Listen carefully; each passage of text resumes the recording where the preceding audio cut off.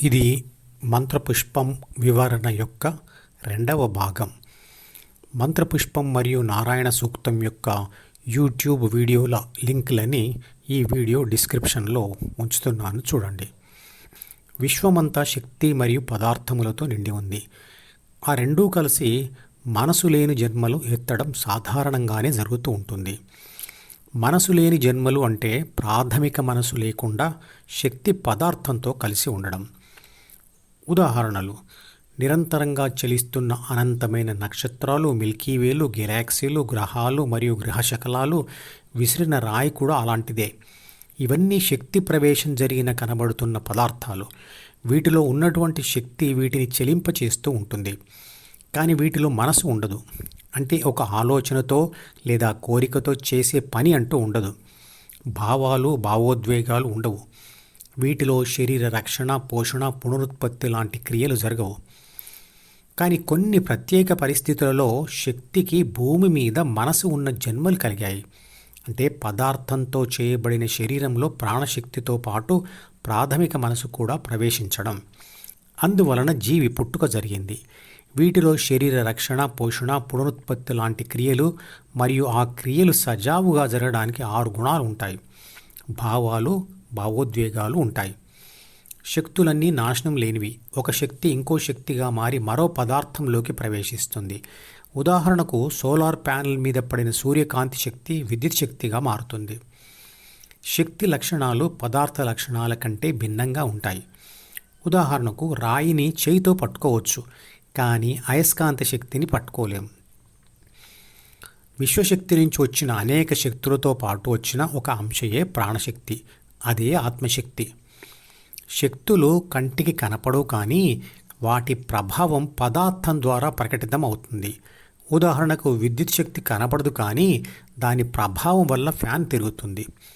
ప్రాపంచిక ఆత్మ యొక్క ధ్యాసను డి నుంచి విడిపించి హృదయంలో అంటే కరీన్ ఆఫ్ ట్రేకియాలో స్థిరంగా ఉంచినప్పుడు అది తానే పరమాత్మ అని అనుభవంతో తెలుసుకుంటుంది.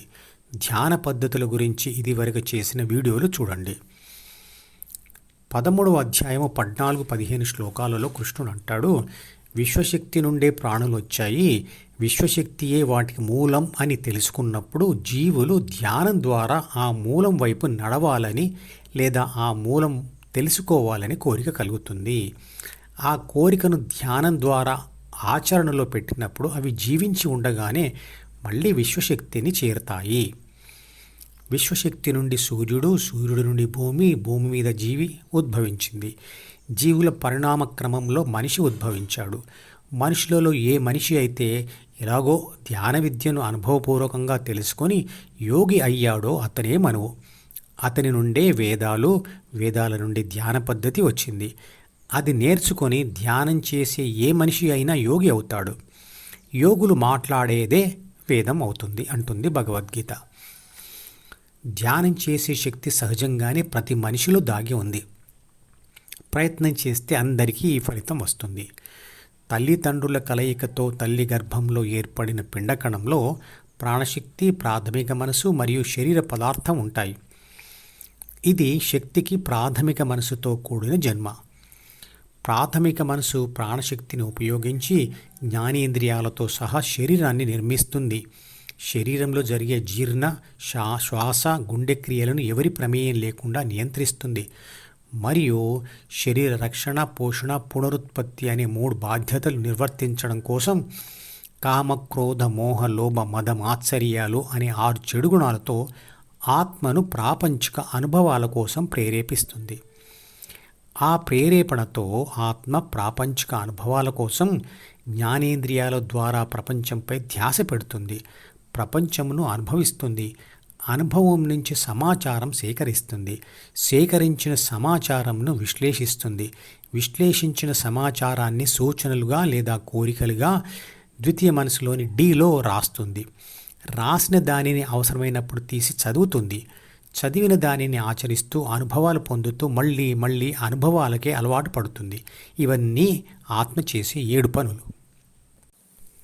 తాను చేస్తున్న పనులతో తీవ్రమైన విషాదం కలిగినా, లేక జీవితంలో విజయాలు సాధించాలని కోరుతూనైనా, లేక హృదయం ద్వారా విశ్వశక్తిని కలుసుకోవడం ఎలా అని తెలుసుకునేందుకైనా మనిషి ధ్యానం చేస్తాడు.